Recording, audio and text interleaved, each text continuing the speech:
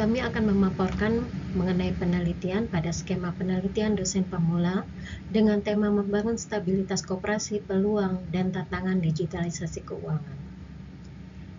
Tim pelaksana penelitian pada Institut Teknologi dan Bisnis Asia Malang tahun 2025 terdiri dari Ketua Mulyaning Tias, anggota dosen Ditya Wardana, dan anggota mahasiswa Lydia Marita Raisa.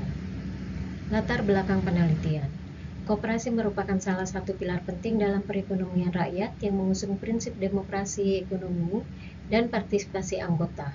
Tidak menutup mata bahwa digitalisasi keuangan membawa peluang dan tantangan, sehingga koperasi dituntut untuk mampu beradaptasi dan melakukan transformasi guna mempertahankan stabilitas kelembagaan serta meningkatkan daya saing.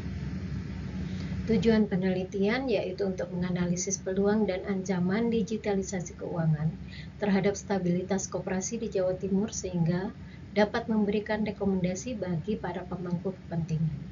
Keterbaruan penelitian. Berdasarkan tinjauan literatur, sebagian besar studi masih berfokus pada peran koperasi simpan pinjam dalam pengembangan UMKM, peningkatan kesejahteraan anggota, dan pengaruh digitalisasi terhadap kualitas layanan dan kinerja keuangan pada sektor perbankan dan lembaga keuangan formal lainnya. Penelitian tentang dampak digitalisasi pada koperasi sebagai lembaga ekonomi berbasis komunitas masih sangat terbatas, dan belum ada model yang secara spesifik mengintegrasikan peluang dan ancaman digitalisasi keuangan dalam membangun stabilitas koperasi di konteks lokal Indonesia, dengan memperhatikan keragaman anggota dan tingkat literasi digital.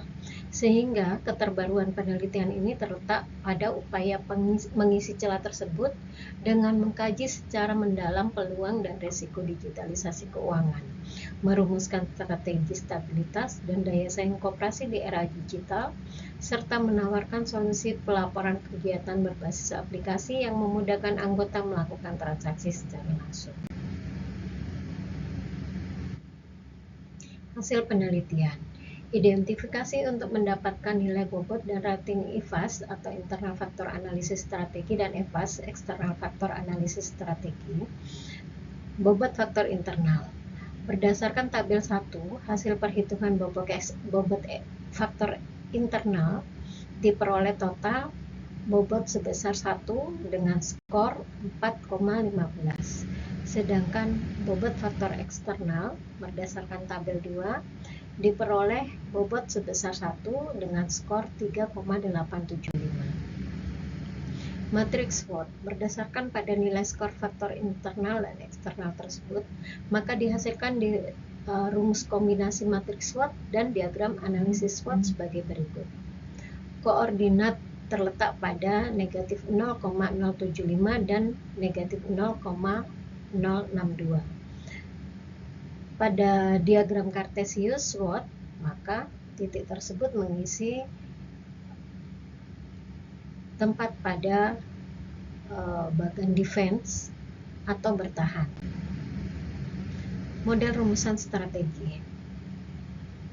Berdasarkan analisis model rumusan strategi, maka diperoleh nilai tertinggi pada strategi WT sebesar 4,15, yaitu meminimalkan kelemahan untuk menghadapi ancaman. Pembahasan WT1. Pembentukan kemandirian dalam menjaga stabilitas koperasi saat peraturan terkait digitalisasi keuangan untuk koperasi masih sering berubah.